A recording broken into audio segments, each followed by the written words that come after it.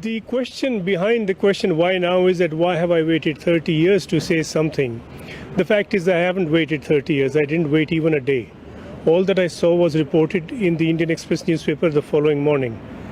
Following that, when there were inquiry commissions, first headed by Justice Mishra and then by Justice Nanavati, I deposed before those commissions. So at every possible opportunity, first as a journalist, as a reporter, then as a citizen, I have expressed myself whenever the occasion arose. So I haven't waited 30 years. This is just an attempt to put things together and to interpret them. We are already familiar that it's 3,000 people were killed. And that's not counting the number injured, that's not counting the number who were displaced. There were tens of thousands displaced.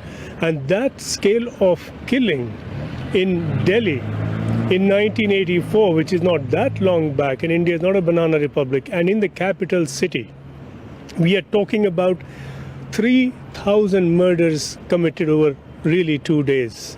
And with no protection for those who were killed and who were being killed.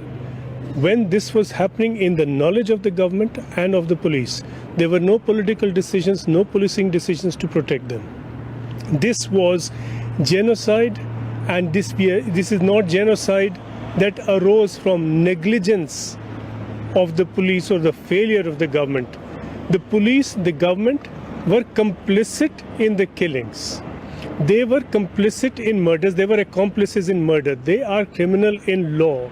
This was not failure of the government. This was criminality of police and of the government that made all these killings possible.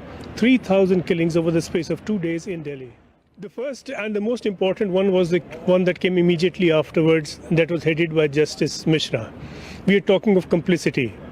This Supreme Court judge, later Chief Justice of the Supreme Court, was complicit in the cover-up, complicit in the criminality. And I know what I'm saying. I know that I'm using a word like criminality in relation to a Supreme Court judge and later Supreme Court justice. I stand by what I say and I can prove it. Certainly, I have not been popular with the Congress ever since then, because I didn't wait 30 years to earn this unpopularity. As I said, I was reporting this the following day, and following the immediate spot report that was published in the next day's paper, I did follow-up reports analyzing these situations.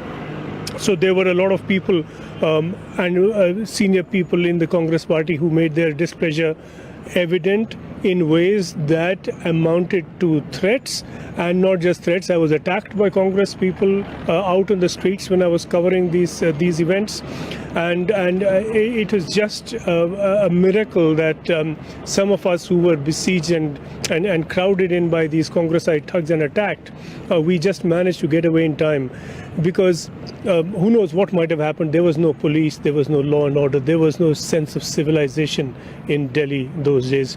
It had broken down, and it was broken down by the government. There were stories of hope, and not just hope that delivered, because it's in the nature of news that you don't count what didn't happen. But there were tens of thousands who were saved by their friends and neighbors. They were given protection against these mobs. And this is one reason that this never became a Sikh-Hindu anger or hostility issue, because almost every Sikh who was saved by a Hindu. And therefore, there was no backlash against Hindus either in Delhi or in Punjab. Hindus in Punjab were very vulnerable. They were sitting there right amongst the Sikhs. They could have had revenge attacks. There was none. It just didn't happen because people know that people were saved. And that humanity is it is this humanity that gave hope and gave life to a lot of the people who were saved. Oh, I am not the same person. I am not the same person. I think of this as two lives. I can't put this behind. Someone asked me, how do you remember these things? My problem is I can't forget. Those scenes were like they were yesterday. I actually may not remember what I did yesterday, and I really don't. Yesterday meaning one day before today. And those scenes, like I was there now, it doesn't go away. It doesn't go away. And just everything changed. The way of looking at everything changed. A guy who would ever have thought this possible, and to have seen this kind of breakdown. I mean, this breakdown, to some of us who witnessed it, it broke something within us. broke our sense of faith in humanity, in the sense of law and order, and in India itself.